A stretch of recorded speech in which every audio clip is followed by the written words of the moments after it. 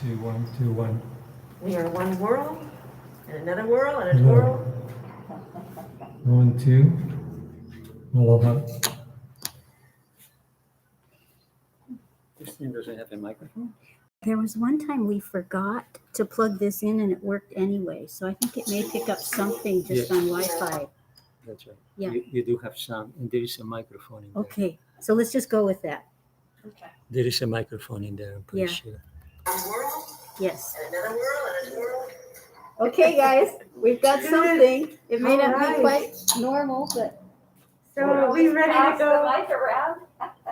Are we ready to go live Yes, from we Kealakekua? are live. Welcome, everyone. We've had a little bit of technical difficulty, but through the power of prayer and intention, we have created a more harmonious field for the electrons to dance and enjoy themselves this morning. So it's a privilege to be here, and it's really an honor to be with each and every one of you. Thank you for coming. And we'll start with a reading.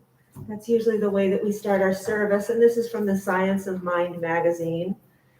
And Phil Center, who's going to be presenting next week at the New Thought Center, is going to be doing our reading this morning. We really appreciate it.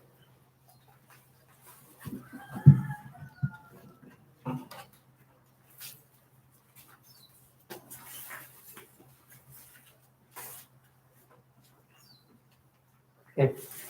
So the reading for this morning is called Listen to Your Heart. There are a couple of quotes. Musicians must make music, artists must paint, writers must write, if they are to be ultimately at peace with themselves. Abraham Maslow. The word that we speak is the law of our lives, and nothing hinders its operation but ourselves. Ernest Holmes, The Science of Mind. There is an old Hebrew story about a rabbi named Zusya, who is on his deathbed when he begins to cry. One of his disciples asks him why he is weeping. He replies, "In this life they will not ask me why I was not Moses or some other great leader. They will ask me why I was not Zusya. Our highest calling is to grow into who we are meant to be. We are each put here for a reason. We are meant to do work that is unique to us. So we need to show up and do what we are called to do. Stephanie Zamora exhorts us to follow our passions, speak our truth, and leave our mark. Find out what lights you up and do it. We aren't all going to be Martin Luther King Jr. or Mother Teresa, but we can do what makes our lives feel good and useful. The world needs good parents, plumbers, hairdressers, and friends. All callings contribute to the world. They all matter, and they are all meant to be shared. There is a fable about a man who travels far and wide to find the truth. He looks all over the world, but he doesn't find it. Finally, old and tired, he returns home to find truth sitting in his home. We don't need to look for our true calling. Listen for the voice within, and it will come. So the affirmation, and I understand I say a line and then... We'll repeat it. Okay. So today I pause to listen to the voice within. Today I pause to listen to the voice within. It calls me to be who I am meant to be. It calls me to be who I am meant to be. I follow my heart and live a life that is fulfilling and meaningful. I follow my heart and live a life that is fulfilling and meaningful. I am at peace. I am at peace.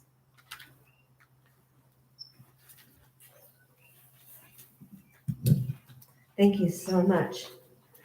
So we'll start with a short but a very deep meditation.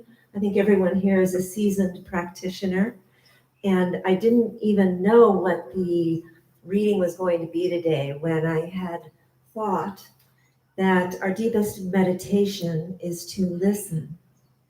So let's just close our eyes and listen.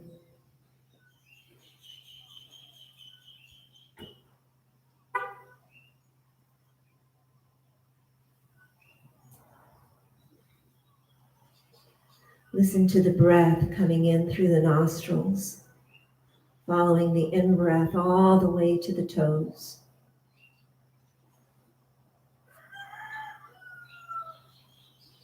And follow the out-breath from the toes up through the body and out the nostrils. Listening.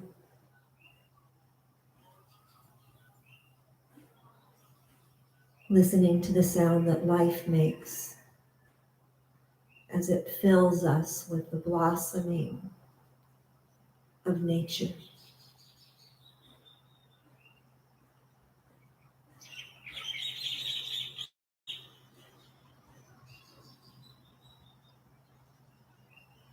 The birds can hear our listening and they perk up.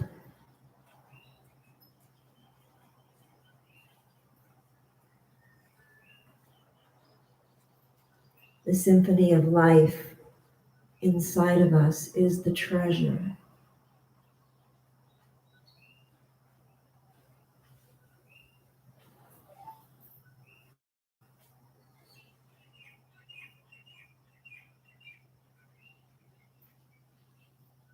Let's take another deep breath in, tracking the movement of oxygen, the atmosphere, life's molecules circulating through trillions of cells and life processes that are millions of years old, providing us with gems of knowing, colors and sensations of our deep belonging in nature.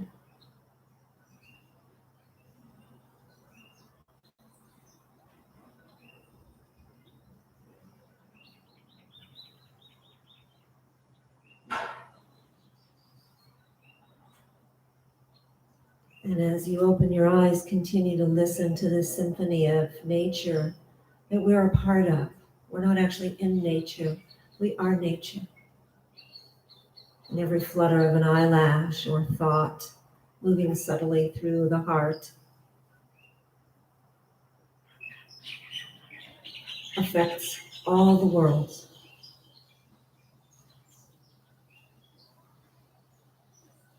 And I think now we're ready for a song. Song, okay. Mhm.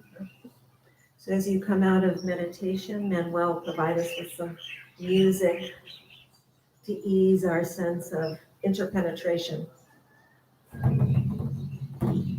So today's Janmastami, so we'll just celebrate with something called a little kirtan. And you can sing along if you can sing along, or just through your mask.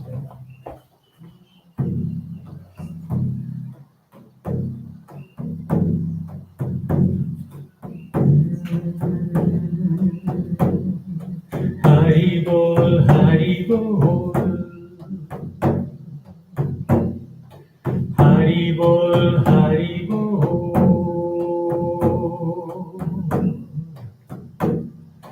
Hari Bol, Hari Bol. Hari Hari Hari Bol. Hari Hari Hari Bol. Hari Hari Hari Bol. Hari Hari Hari Bol. Hari Hari Hari Bol.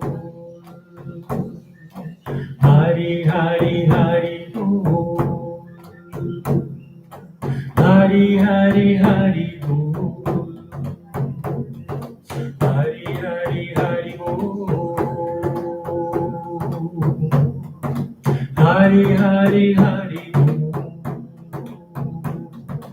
Hari Hari Hari Bol.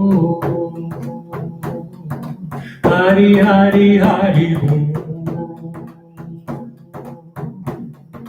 Hari Hari Hari Bol.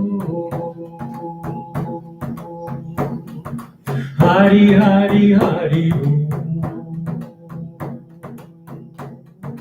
Hari Hari Hari Bol. Hari Hari Hari Bol. Om Shanti Shanti Shanti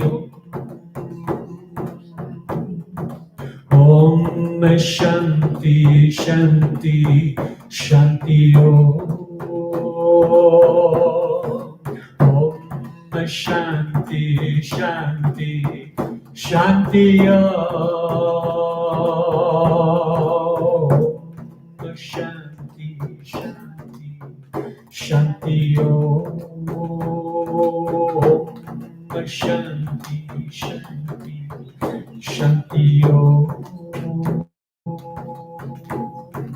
Hari Hari Hari Bol.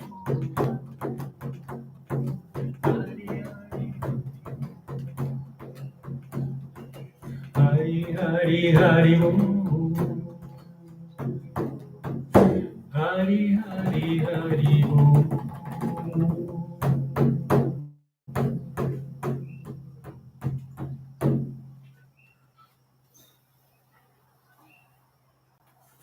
Oh, thank you so much. Very enlivening. I feel like I want to get up and dance. How about you all? That's kirtan. Oh, I was just saying, the music makes me want to get up and dance. How about you all?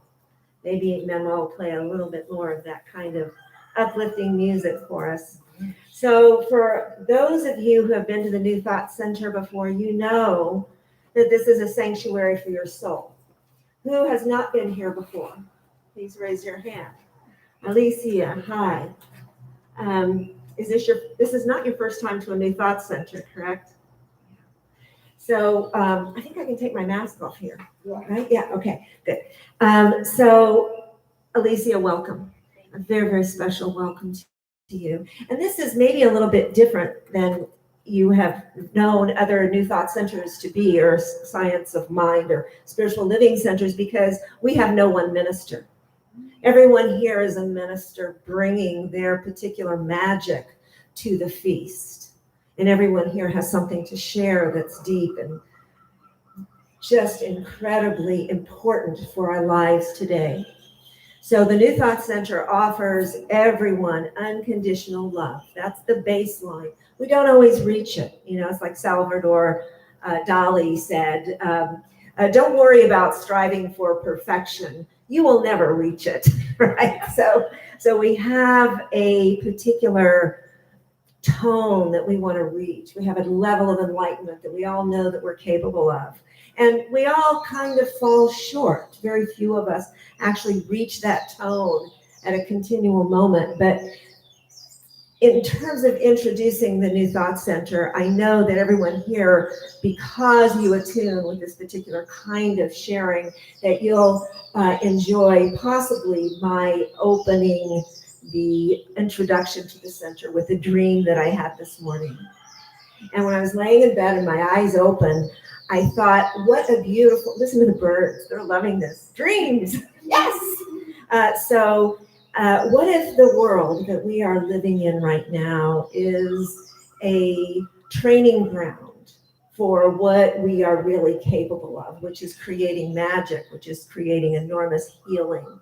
And imagine if we are the people who are creating a timeline into the future where all children are fed, where all weapons have been melted down and made into drums, and where the new monetary system is forgiveness. So the new cash is the legal tender, as it were. And the legal tender is our ability to say to each other, I know we're falling short. We're not really where we want to be, but we know that we can be. And we know that by encouraging each other and practicing what the Buddha called the Sangha, the sense of reaching out to each other in a sense of harmony, which is what the New Thought Center is about. We can create that timeline to a future where people are really living in cohesion and harmony and blossoming, like Earth is blossoming and can blossom. So that's my way of introducing the New Thought Center. I think it's a place for people to flourish and to blossom in a very creative way. And it's unusual because we don't know what that's going to look like today or next week or tomorrow, because we're in tune with the now and the present moment and blossoming as we go. So the next thing that we want to do is ask everyone to keep their mask on. They say it's better to give than receive, and sometimes it's not. We don't want to give each other COVID, right? So keep your mask on. We share spirit. We do not share the breath at this point. We share the breath of Ha, which is a spiritual sharing. It doesn't have to be that we get up close and we hug. We're becoming actually more transpersonal and more interdimensional and more able to use our multiple senses beyond the 5 senses to interact. So there's a lot of good coming out of the pandemic. But please keep your mouth on. Yes, keep your mouth on, but keep your mask on your mouth. And if you sing, keep the mask on also. We really don't want to spread the pandemic. And let me affirm that we are the beginning of the end of the pandemic. It is now petering out because we see that as the timeline that we're on. Okay? So I think another song. Another song. Yes, I think another song. I think that's what comes next. And then we'll have miracles and ordinaries. So you can be thinking of what's something that's miraculous that's happened or an ordinary thing that I really want to share with my community after another song. So I just wanted to make sure we all understand what we are doing here, because we are doing some chants. And these chants come from India. And so it's part of the presentation later. But these chants are usually meant to call out for God or to glorify God. Yeah? And today is Janmastami, is the appearance day of Krishna, Lord Krishna, who is one of the great incarnations. Yeah. So let's chant something about Krishna from his birth.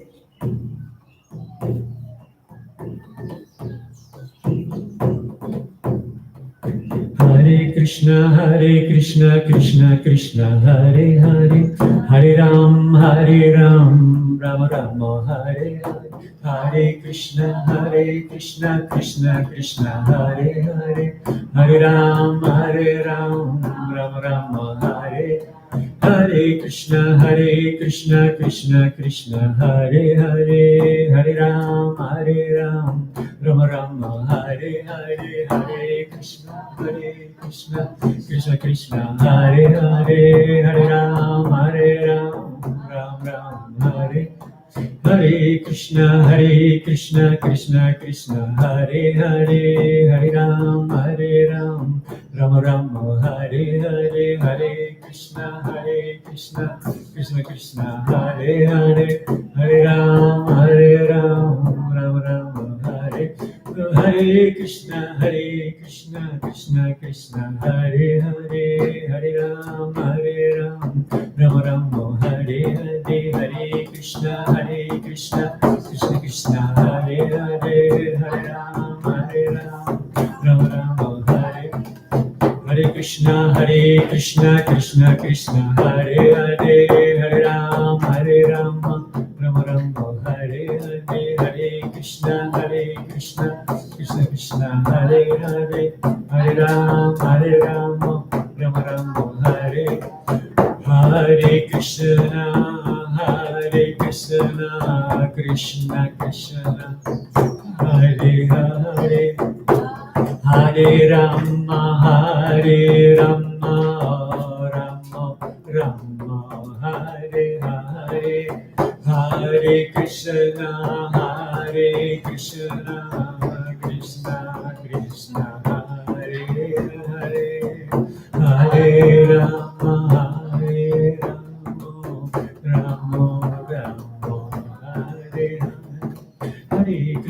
Hare Krishna, Krishna, Hare Hare, Hare Ram, Ram Ram, Hare Hare, Hare Krishna, Krishna Krishna, Hare Hare, Hare Ram, Ram.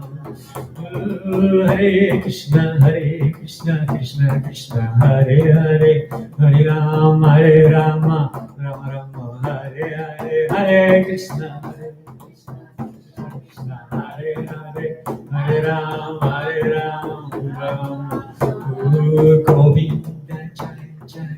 Govinda Jaya Jaya, Gopala Jaya Jaya, Gopala Jaya Jaya, Govinda Jaya Jaya, Gopala Jaya Jaya, Govinda Jaya Jaya, Gopala Jaya. Oh, Govinda Jaya Jaya, Gopala Jaya Jaya, Govinda Jaya Jaya, Govinda Jaya Jaya, Gopala Jaya Jaya, Govinda Jaya Jaya, Govinda Jaya Jaya, Gopala Jaya Jaya, Govinda Jaya Jaya, Govinda Jaya Jaya, Gopala Jaya Jaya, Govinda Jaya Jaya, Govinda Jaya Jaya, Gopala. Govinda Jaya Jaya, Gopala Jaya Jaya, Govinda Jaya Jaya, Govinda Jaya Jaya, Gopala Jaya Jaya.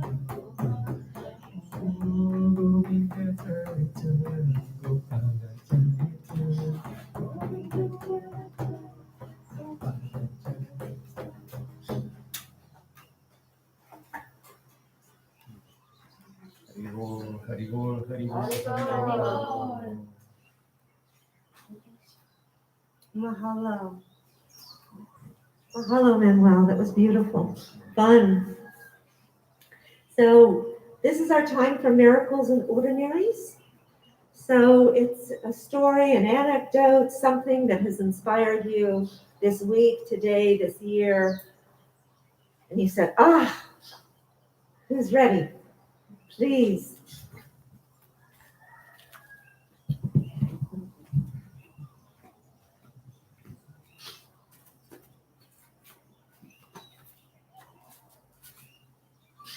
Hi, I'm Annie. My family and I this week are celebrating two huge miracles.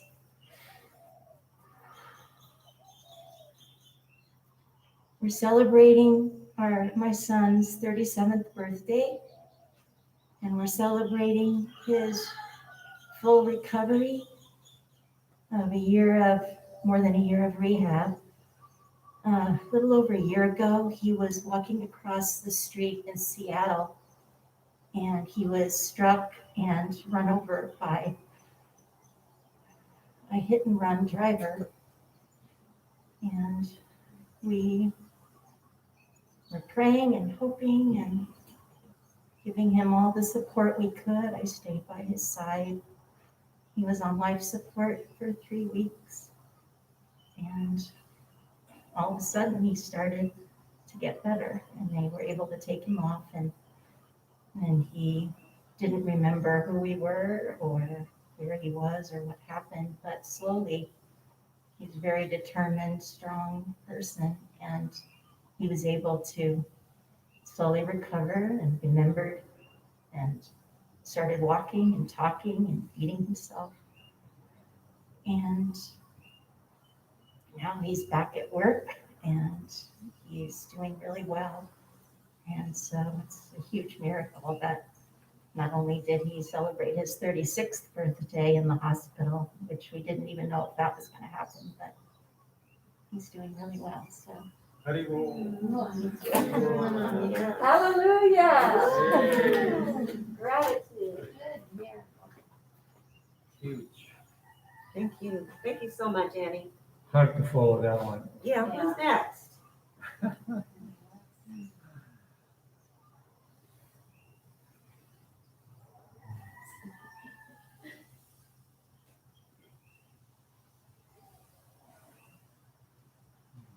Yes, please. So good to see you, Rob.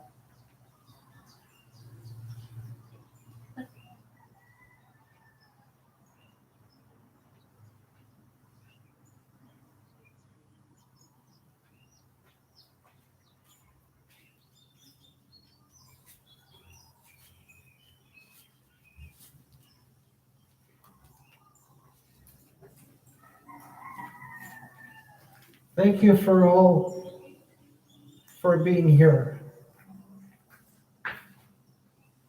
and supporting the third base camp on the way to Mount Kailash in the Himalayas.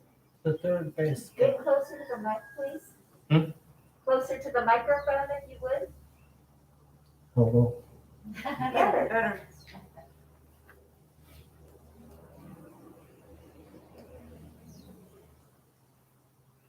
I had an experience of eternity. I didn't know what that was, but the word kept coming into my mind. Eternity. Eternity. Some place that came into my mind and kept returning. I was out on the edge of life for 3 days. I didn't remember what happened, but when I woke up, I was fully rested for 3 days. I was out on the edge of eternity. Eternity is indescribable. I experienced it. I don't know how to describe it. It gave me a more clear understanding of what reason I have to live. What reason I had to live. Darkness is strong, and the light coming back. And that's what I have in common with you. I know you like I never have known you before.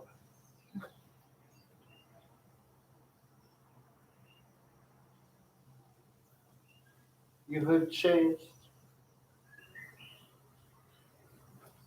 for the better.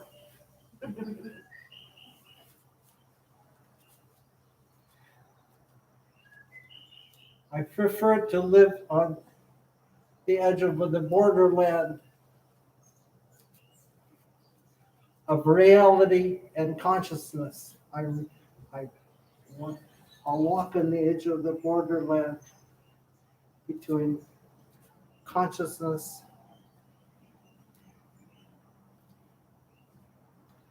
and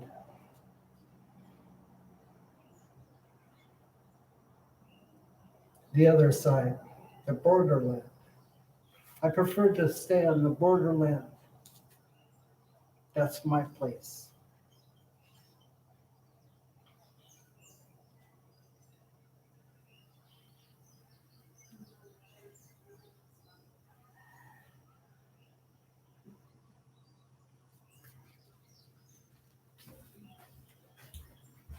So we have time for one more. Thank you so much, Rob. We really appreciate that sharing. We have time for one more. Who wants to add a miracle or ordinary?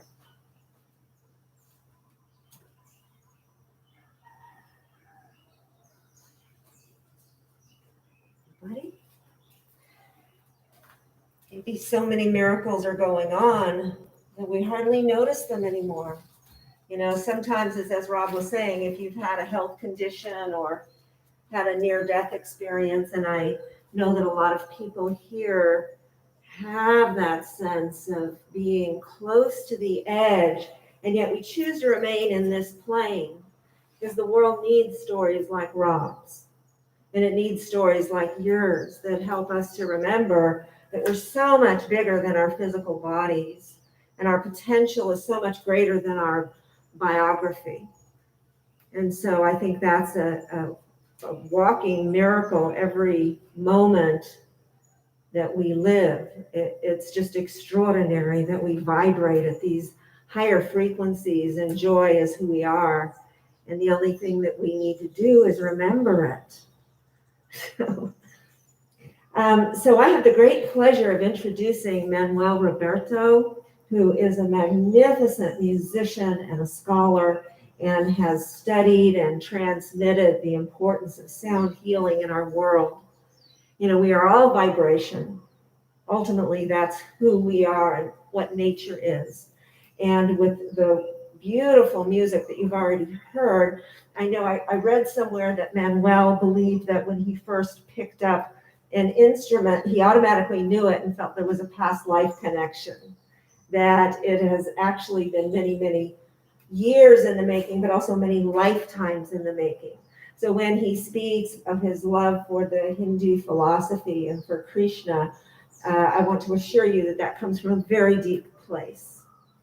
So, All right. please. So I'll speak a few words.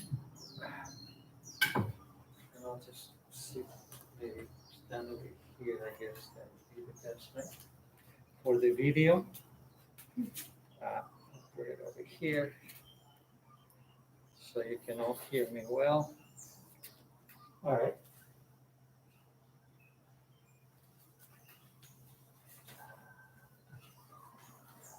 One, two. Okay, perfect. All right. So, thank you all for coming to Newsat. Thank you, Maria, for the introduction. Today, we are celebrating Krishna's birthday, which is Janmastami, celebrated by millions of people all over the world, especially in India, of course. Now, I suppose that many of you have had contact with Indian culture before, right? I know that you had contact with Ram and Hanuman, and Lorraine was in India with us in 2011, about 10 years ago. I know Maria Mann has been in touch with the Hindu philosophy, and I was talking with Pasha. She was telling me about her. Pasha and Rob were disciples of Subramaniya, great guru. maybe most of you also have been in touch with the Indian system or philosophy. If you haven't, and then maybe a lot of you think, well, how did we all get here and be in touch with the Indian philosophy? Well, if we look at a little bit at the history of our country, if you recall back in the 60s, I think some of you remember the 60s, right? No, So- we're too young. Well, yeah, I was pretty young back then, actually, but I do remember it a little bit. I was in my, 12, 13, my teens. But in any case, historically speaking, as you probably know from history, it was a very bad situation here. We were on the edge of Cold War. The Russians had just put nuclear bombs in Cuba, okay? That was 1961. There was an impasse between John Kennedy and Khrushchev at the time. I mean, it was bad. It was Third World War was around the corner. They were already testing nuclear bombs heavily. We come from a Second World War where the nuclear bomb was actually tested on humans in Hiroshima and Nagasaki. You can understand that there are weapons out there that can destroy this planet in an instant. It's serious. So it so happened that someone that we call God was merciful, said, hey, we got to help these people. And so he sent some very great teachers from India that came to America. And maybe some of you have been in touch with them. And they brought a concept. And that concept, the idea that, well, perhaps there is a God. Because, it seems like in the West, people have forgotten that there is someone out there that is in control of the universe. And this is the positive message. My teacher, Swami Prabhupada, he came in 1965 to America. He only had $8 in his pocket and a trunk full of books. That's all he had, nothing else. And he came to create a worldwide movement based on the teachings of the Bhagavad Gita. So let's talk about this for a second. So, all right. So these are the teachings that came in the 60s here to America that brought something important, which is something we have forgotten. And of course, it can be forgotten any part of the world, including India. And what is that? Look, I teach one of my jobs. I have several jobs besides playing music. Like Wednesday, believe it, I thought it was going to be canceled, but it's not going to be canceled. I got to play for a wedding at the Hilton. I got to play my flute. So it's a big wedding. So they are giving me a lot of money to play there. But I really was not so much in the feeling of playing for this wedding. But I thought, hey, wedding. I like playing for weddings. But I thought, with this pandemic going on, they're going to cancel. But they just sent me an email, said, no, it's not going to be canceled. So you got to be here. So I got to go and play at this wedding at the Hilton. So that's one of my jobs. The other job that I have, of course, I do finance.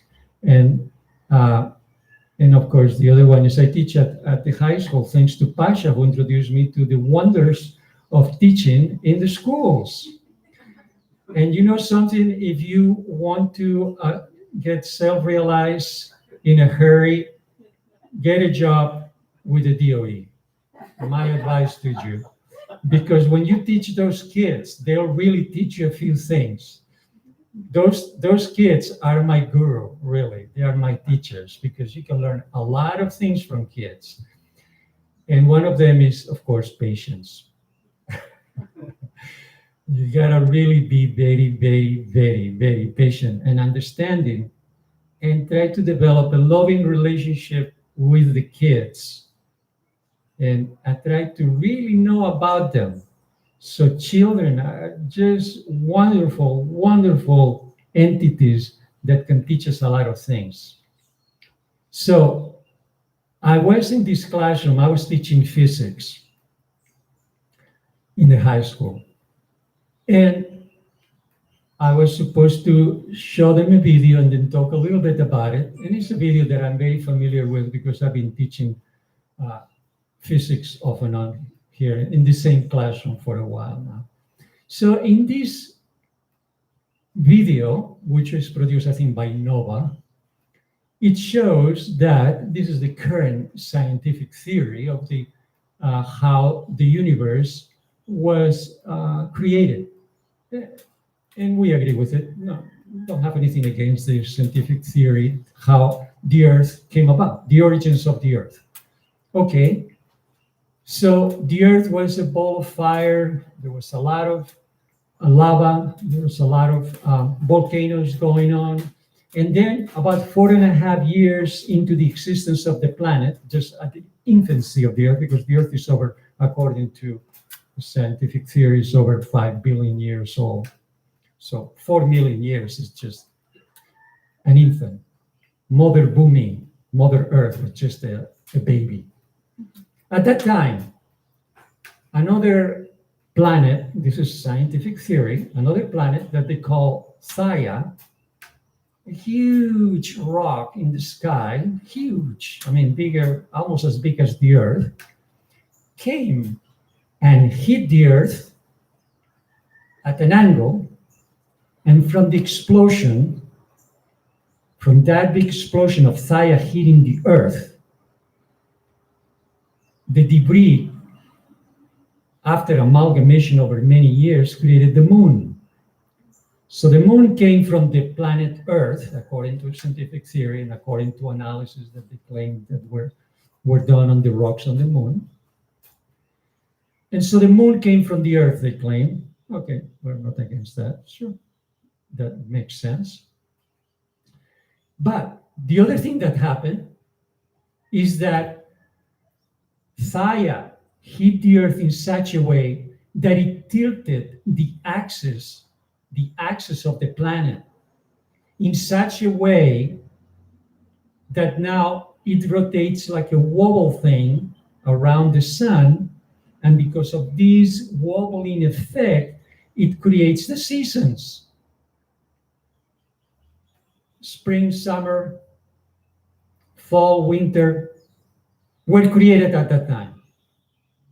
And it so happens that the moon, gyrating around the Earth, also influenced the planet in such a way that influences vegetation, right? The moon cycles, as probably the fertility cycles, the moon cycles, is influenced by the moon satellite or planet that is turning around planet Earth. So now, as you know, we can set our watches by the sunset and the sunrise. We can know when summer is or fall or winter just because of the seasons. And it's so perfect. It's like a clock. Think about that. The whole universe is a clock. It's really so perfectly created. Well, of course, the scientists don't want to go that far and say, well, it was created by someone or someone had the consciousness to create that. Well, they don't have to. They're scientists. They're saying this is what happened. That's what happened. That's what it is. Okay, well, yeah, that's what it is. But hey, wait a second. Did that happen because of chance or did someone design it? Was there an engineer behind it? Hey, this little cell phone, was this out of chance? Someone just threw a bunch of metal and plastic and just came out as a cell phone? No, someone designed it. Someone had the idea to make this cell phone. And this is just a little thing. That computer is just a little thing in front of me that is broadcasting all over the world right now. And it's nothing, that's just nothing. It's a little thing. So what to speak of the seasons? What to speak of the beauty of the universe? The beauty of that ocean. When you swim into that ocean, you can feel that energy, right? I do that as much as I can. I was there yesterday. I hope I can go there this afternoon too. You can feel that energy. You can feel the beauty of the ocean.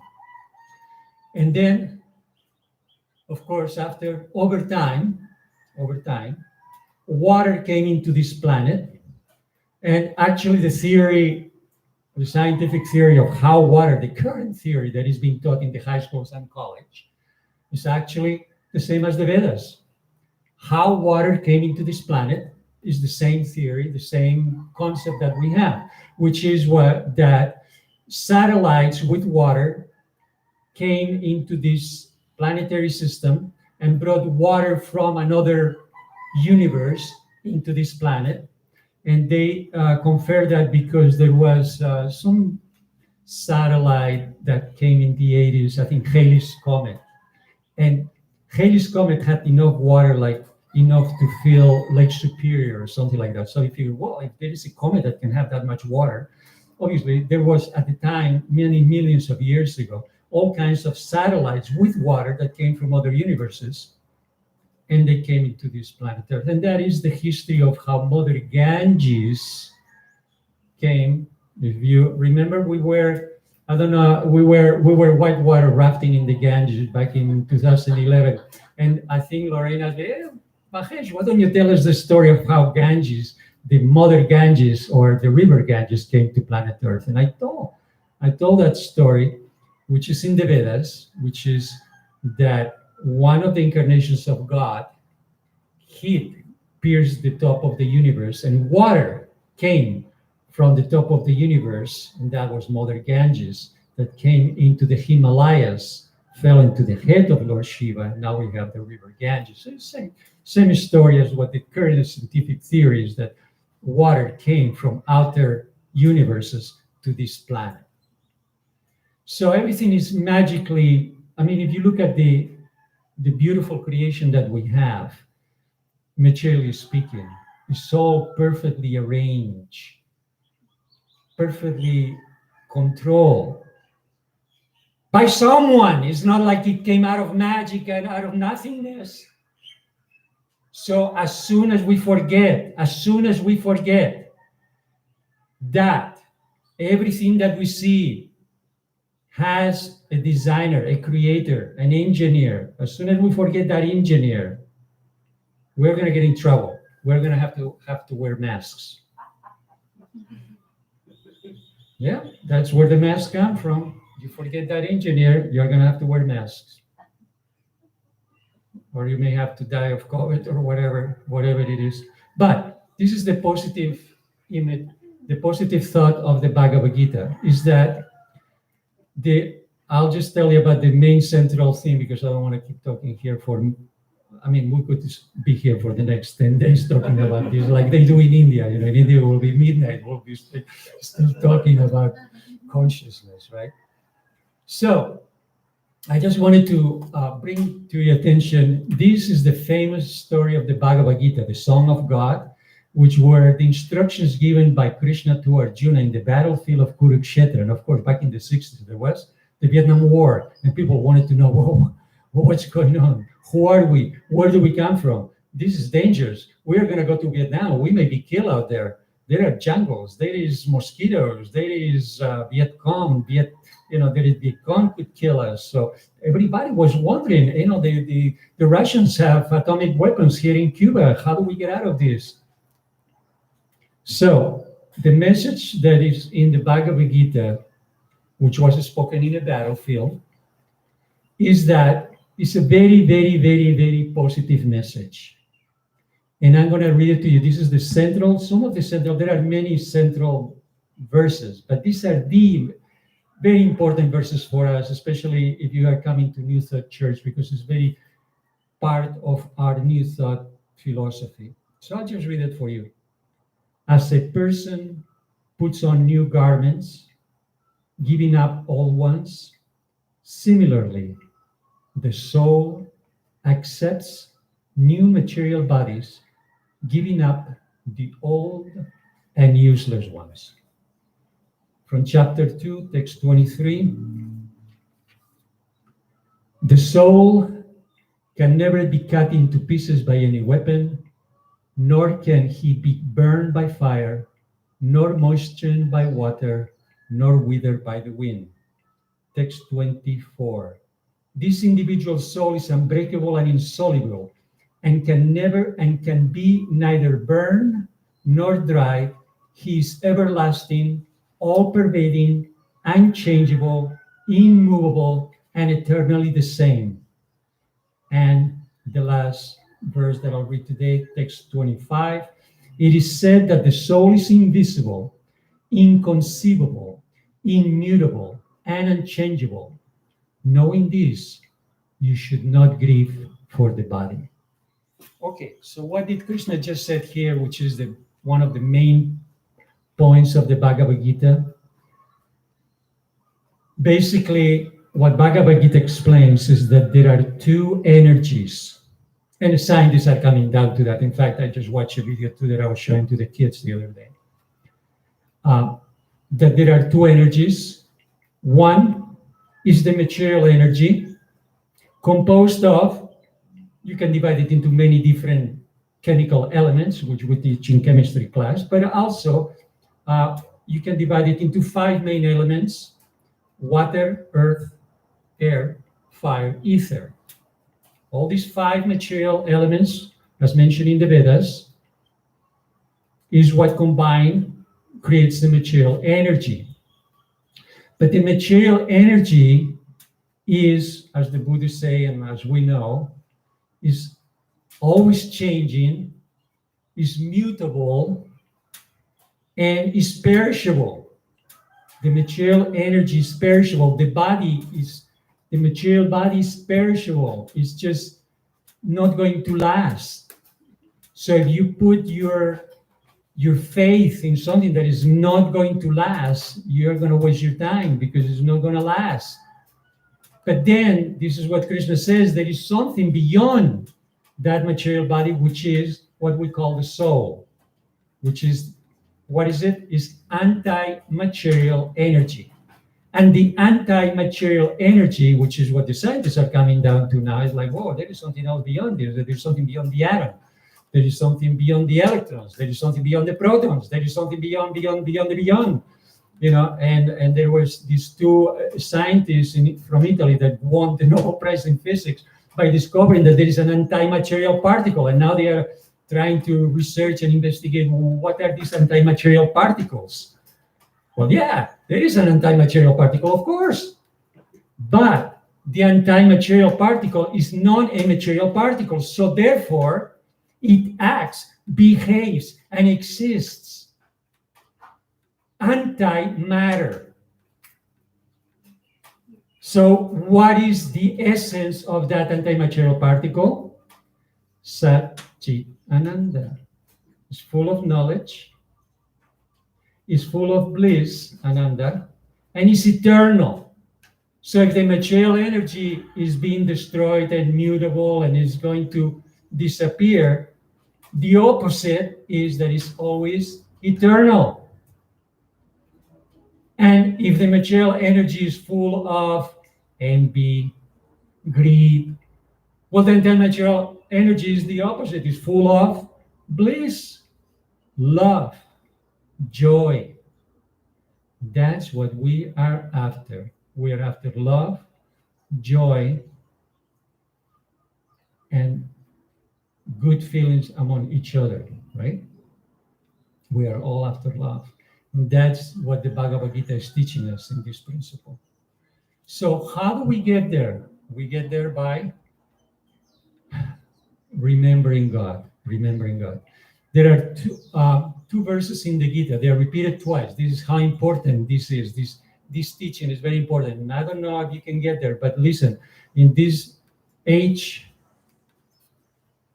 in this time of COVID, I don't know if I'll see you again. Probably will. Maybe we'll be here next year. We'll keep talking. Oh, remember when you talk about that? Oh, yes, I thought about it. Maybe I'll be here.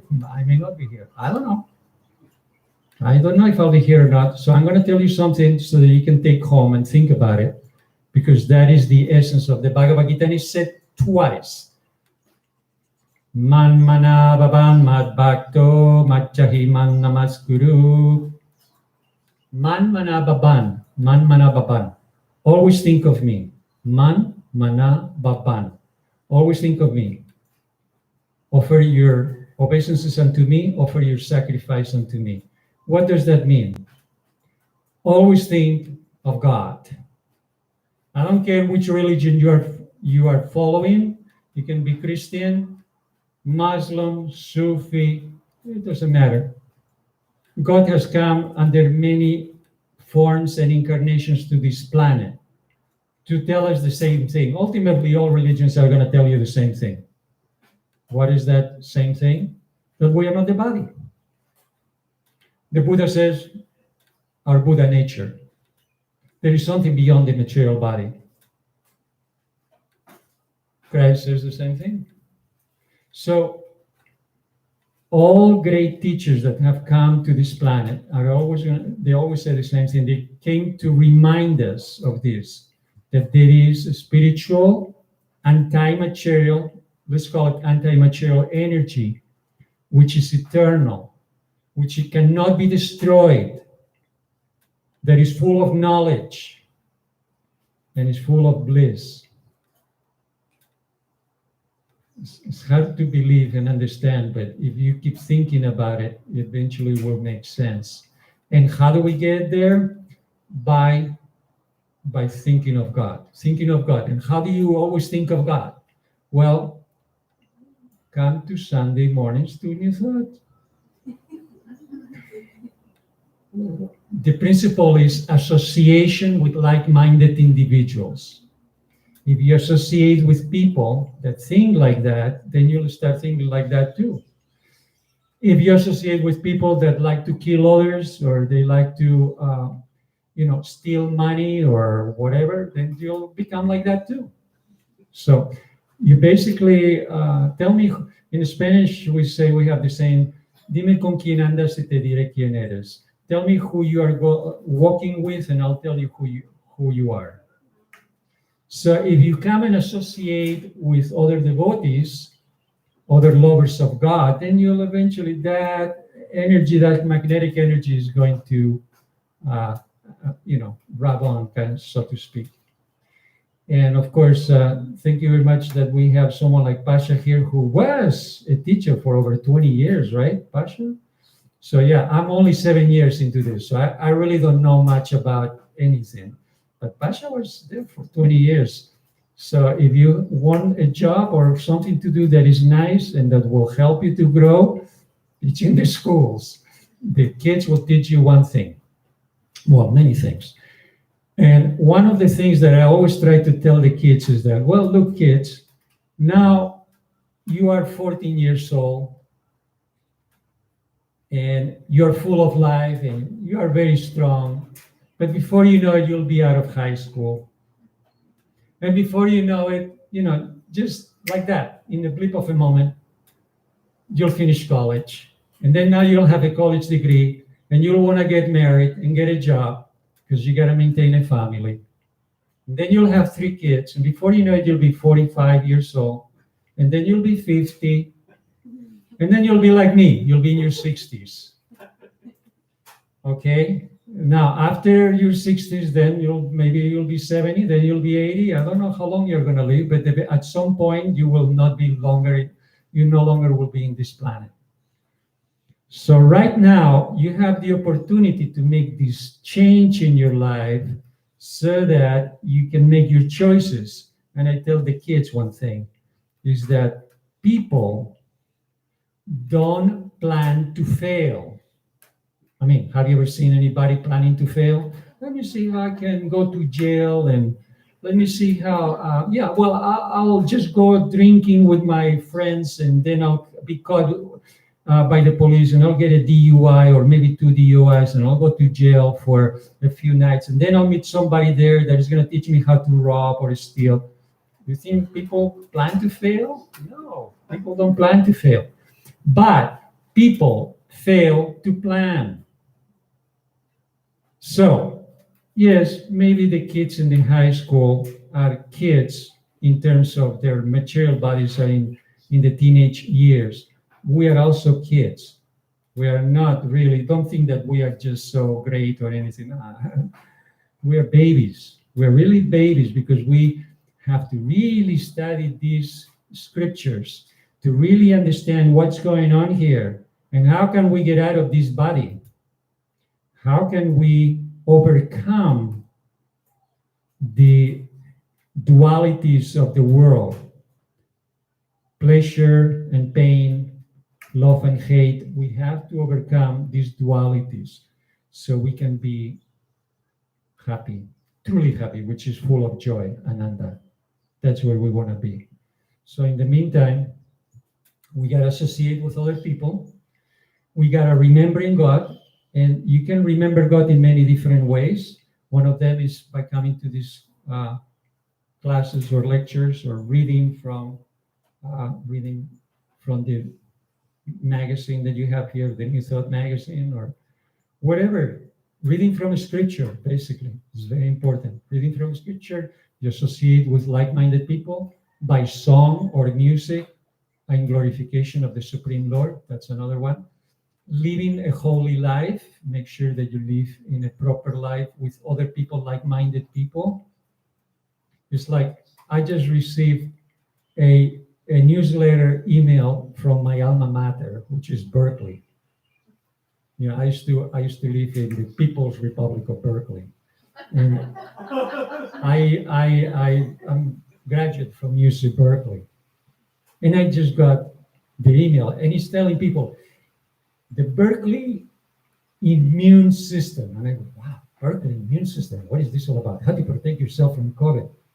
I read it, so well, I got to find out what the Berkeley is saying about this. And among other things, it says, go to sleep early. Try not to go to sleep later than 10 o'clock in the evening. Get up in the morning. Meditate. It was in the newsletter. Meditate. Make sure that you are consciously thinking of your next day and eat proper food, balanced food, nutritious food. Do some exercise, walk around campus, and I look at it and say, wow, but this is what I do here in Hawaii. This is what we are talking about. So these guys in Berkeley are getting to the same realization after all. So anyway, I did bring a few books here. If you want to get some, you can have. I have a few for you. And that's pretty much it. Any questions? Was there an actual date for Krishna's birthday, or isn't that in Vedic astrology? It's according to the lunar calendar usually. And actually the day is tomorrow. In India, it will be tomorrow. That's when we are actually celebrating Janmastami all over the world. Many temples. Actually, this day is pretty close because in India, they're like 13 hours ahead. So we chose this day to have this program at New Thought because it was the closest to the Janmastami celebrated in India. Couple other things to make you feel good about the mask. In 2007, when I was in India, I traveled with masks. Didn't get sick. I always put my mask on. I still do put like 1 or 2 drops of peppermint oil on my mask. And I used to do that in India so I wouldn't have to smell whatever was out there. And also this was very important because when we used to go on rickshaws, rickshaws are the bicycle drivers, then we wouldn't get any dust or whatever. And also when we were walking around, we wouldn't have to smell whatever was out there or breathing vapors or whatever.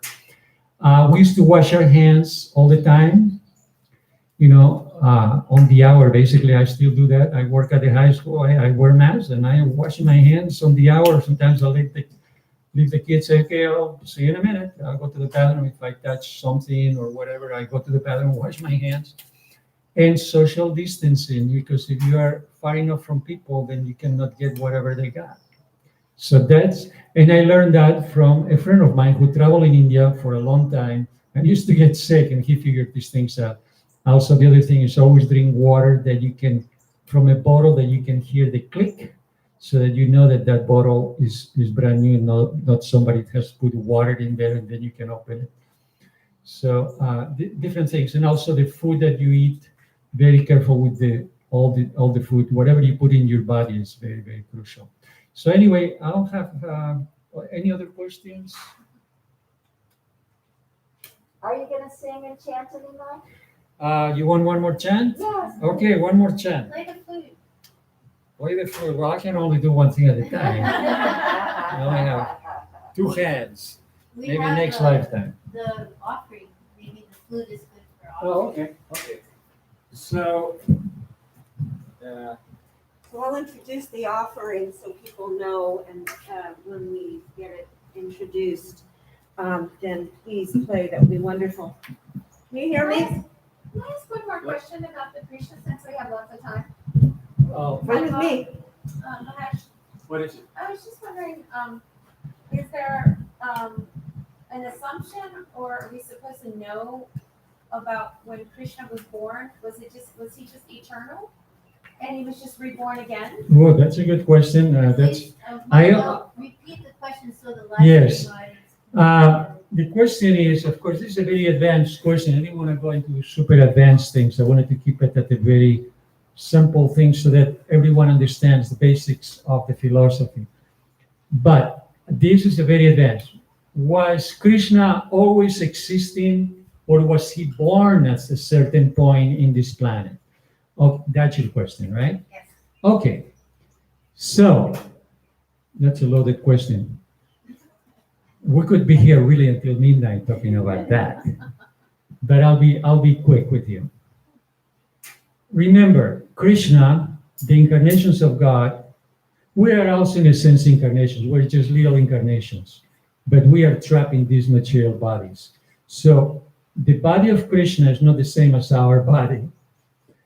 It is, and also he was an incarnation of God. So the incarnations of God, they take birth in this planet for the well-being of the other human, for the beings, for the human beings and all the beings in this planet.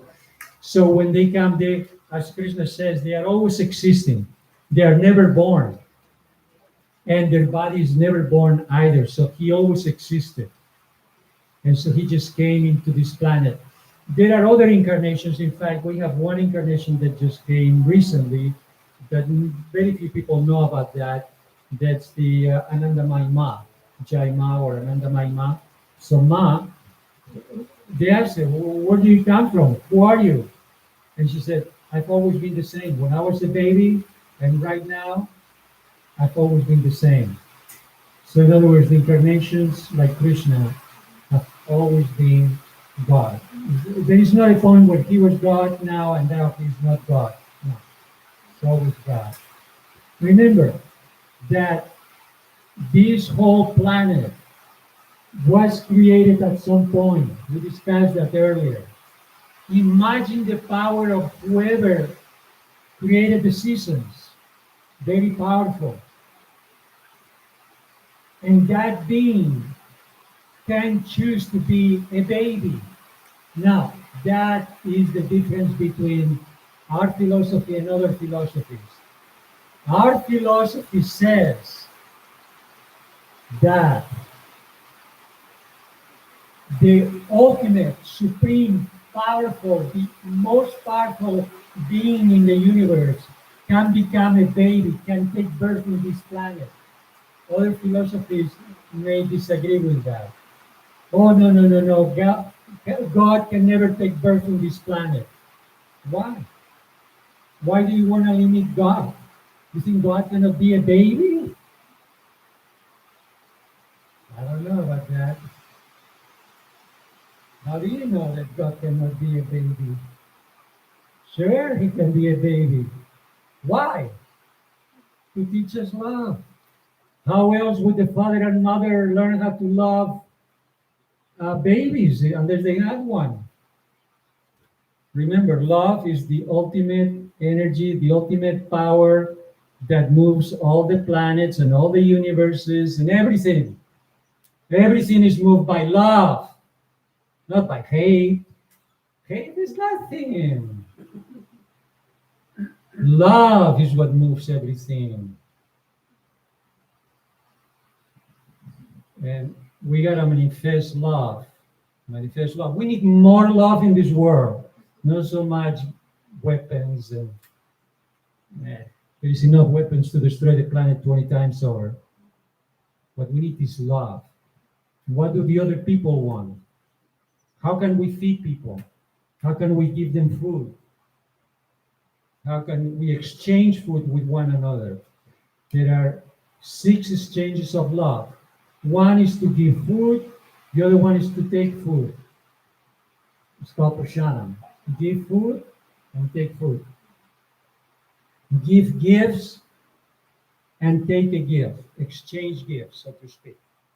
Like Lorraine brought this very nice flower garland. This is a gift.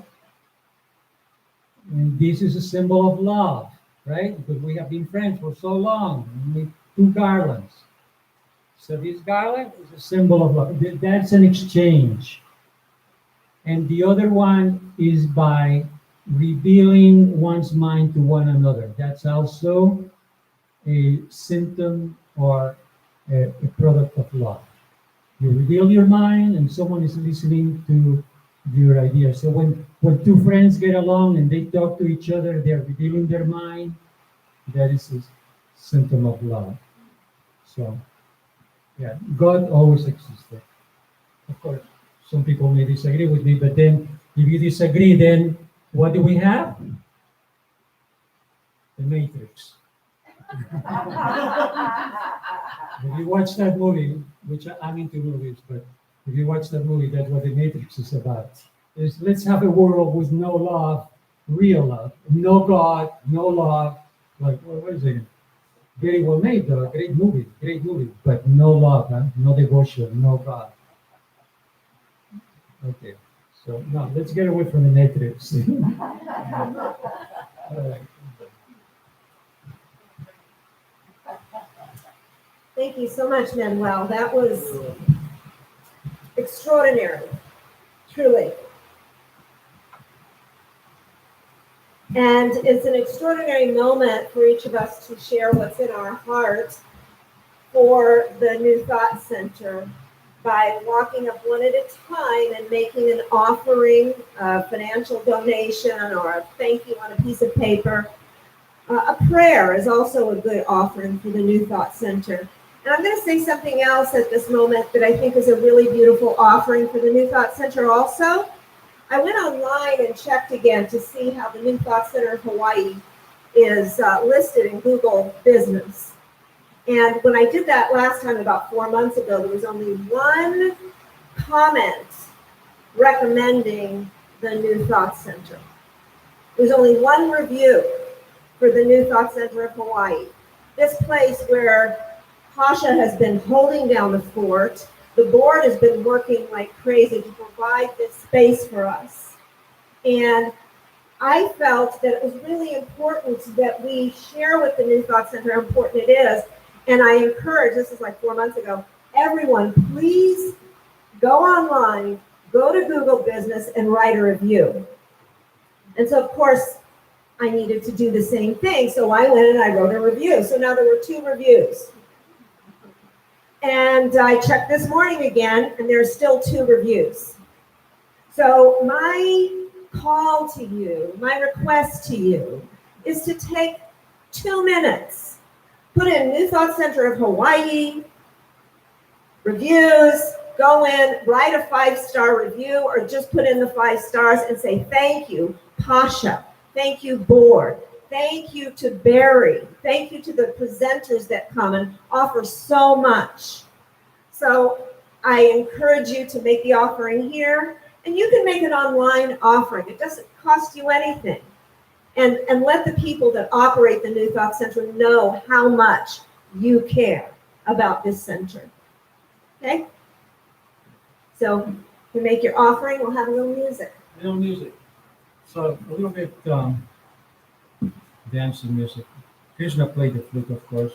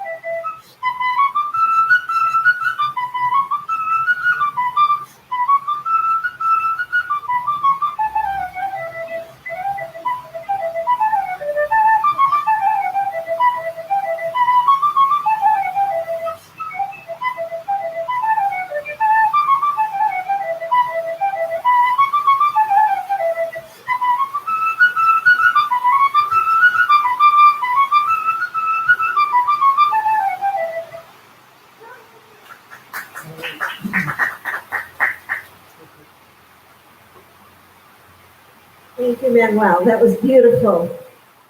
So we've come to the time of our ceremony today to make announcements. So first I want to ask Manuel, do you have any announcements to make for upcoming events? Well, the only announcement, we were going to do a Christmas concert, but at this point, I'm not sure if it's going to happen. We had to cancel our tour. We were going to go on tour in Russia. We had been invited to do a full tour with Bernice by Alexander Boldashev, of all people, who is probably the greatest harpist in the world. And we had to cancel that. He was going to come here. And luckily, I thought, yeah, this doesn't sound good, so we had to cancel that. We were going to play at Cathedral Theater. So now we may do this Christmas concert, but I'm not sure yet. We do have to schedule it at the Pyramid House, but at this point, I don't know. We'll find out within a month. Depends if the governor gives the mandates, because according to the mandates, all the theaters are supposed to be closed. So I'm not sure. But anyway, I wish I had better news for you, but that's all we got. Sorry. So the message is stay tuned. Stay tuned. Stay Yes, tuned, stay okay. tuned. Can you hear me? I didn't get right up here. Okay, coming up at New Thought Center of Hawaii, we have the continuation of Sunday mornings with brilliant presenters and oftentimes lots of dancing and lots of extraordinary just meeting of the heart, coming together of spiritual hearts. And there is free childcare, but we're asking that you make the request beforehand. And your reservation for childcare needs to come in by Friday. So for the next 4 Sundays, we are blessed to have Phil Centers, who's here this morning presenting on Rudolf Steiner and his place in our time with music by Rob Decker. We're really looking forward to that. And there will be a New Thought Elder on the 12th, on September 12th. And the music will be by Lori Moore, and the discussion will be about important moments in our 50-year history. This center is 50 years old, which is old for the New Thought Center and community. So maturing. So then on September 19th, Don Barnett will be offering a fall equinox ceremony. On the 26th, 50 candles for New Thought Center of Hawaii. And that's where new members are recognized and kind of initiated into the system.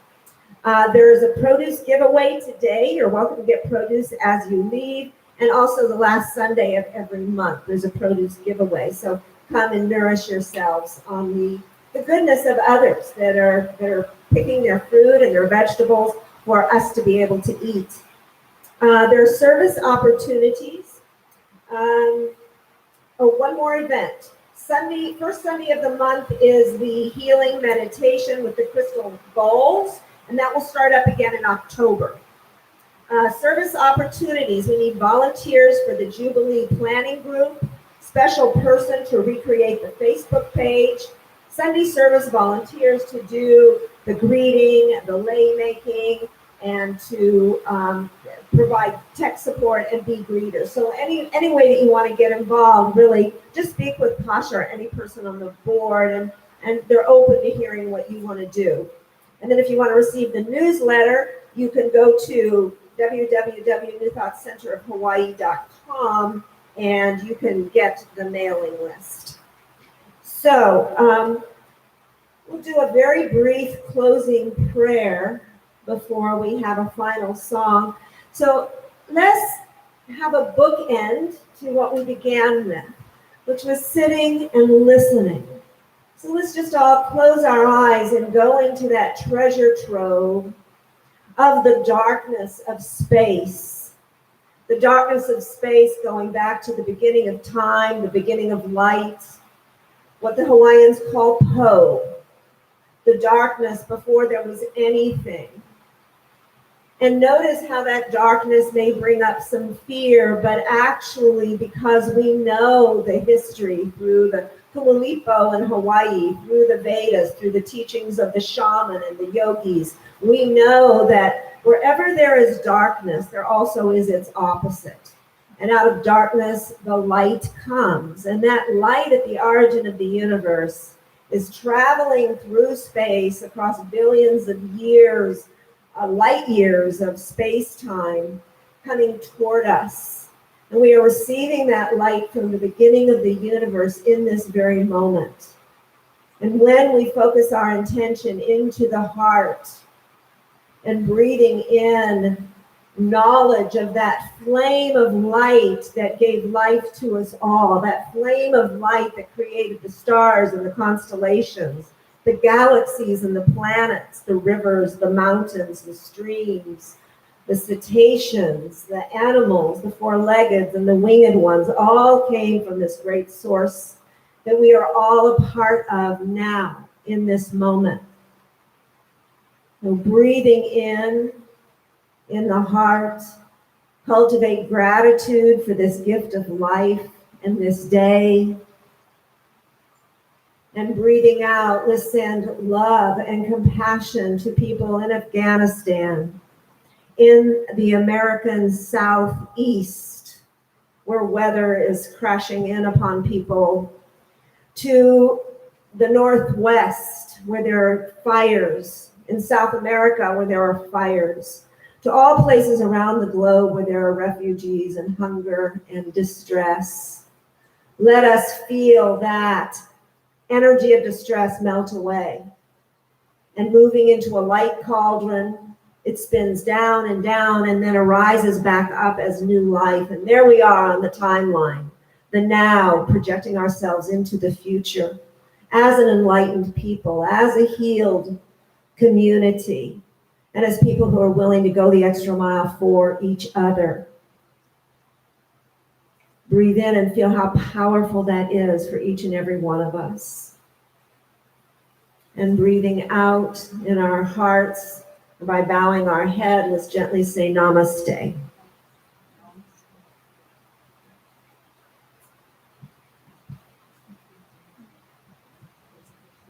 So Manuel will do the closing song now. Do you have the standard songs? The Hawaii Aloha. We We can stand, yeah, I guess no hand, psychic hand holding. Practicing our psychic abilities here. 3 and. E Hawaii e kuone hanae. Kuone ulahiwine. Oli no ina pono nanio. E Hawaii, aloha e haole maopio o Hawaii Holy Holy Mana ahe makani amaine. Mauke aloha no Hawaii. E haole maopio o Hawaii. Holy Holy Mana ahe makani amaine. Mauke aloha no Hawaii.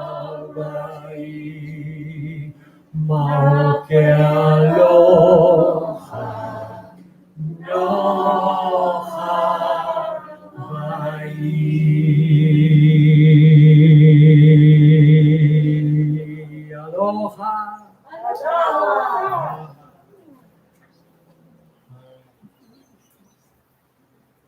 Thank you so much for coming, everybody. Thank you. And take lots of produce. Thank you.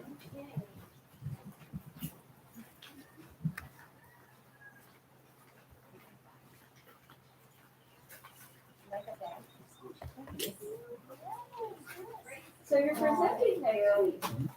Rudolph Steiner, that'll be fascinating.